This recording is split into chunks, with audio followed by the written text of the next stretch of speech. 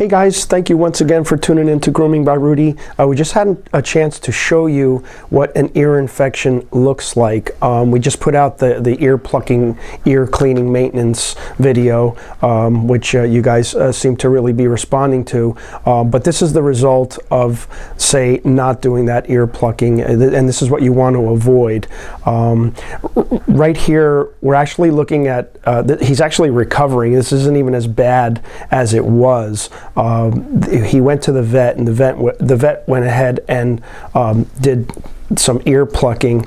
But you can see, if you can see with all this yellow discharge, that's the sign of an ear infection. And if you smell it, you can smell it. It smells very foul.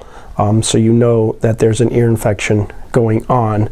But by doing the ear plucking and cleaning, you'll help to avoid this. And even if you do that, there's still a chance that this could happen.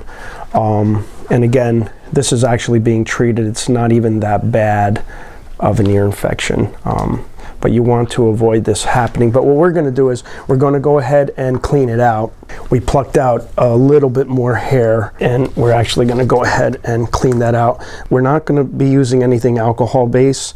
We're using a 50-50 hydrogen peroxide witch hazel mix. It's a little bit more mild.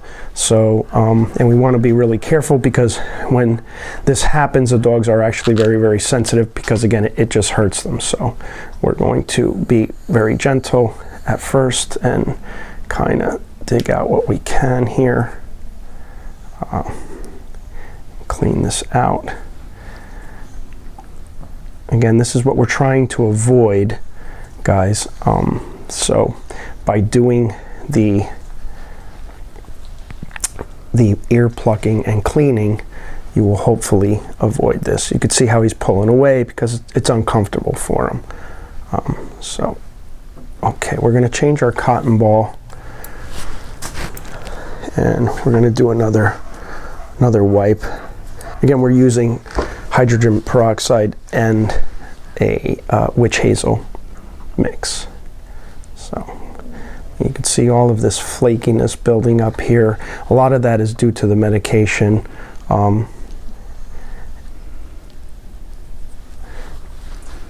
But the key here is to keep the ear dry.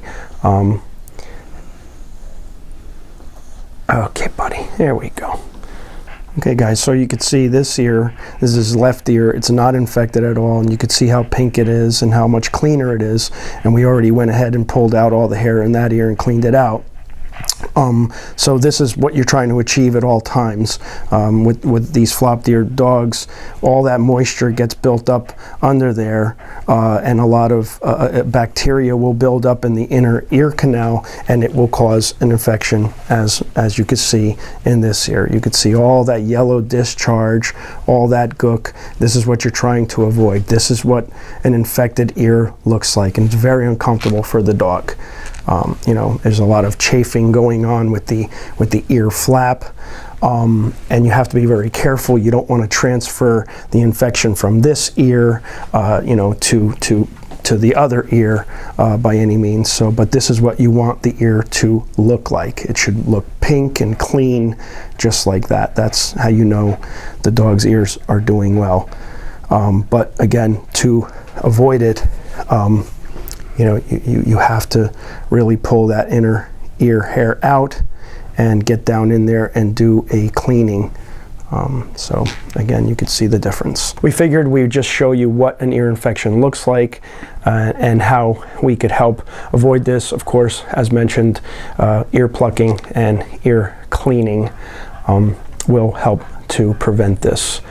So once again, guys, thank you so much for tuning in to Grooming by Rudy. Don't forget to like us on Facebook, follow us on Instagram and Twitter, and you can check out our radio show. It's called Groomer Humor. We'll leave that link down below. And as always, guys, please like, share, and subscribe. And thank you so much for tuning into our channel, guys. Thank you.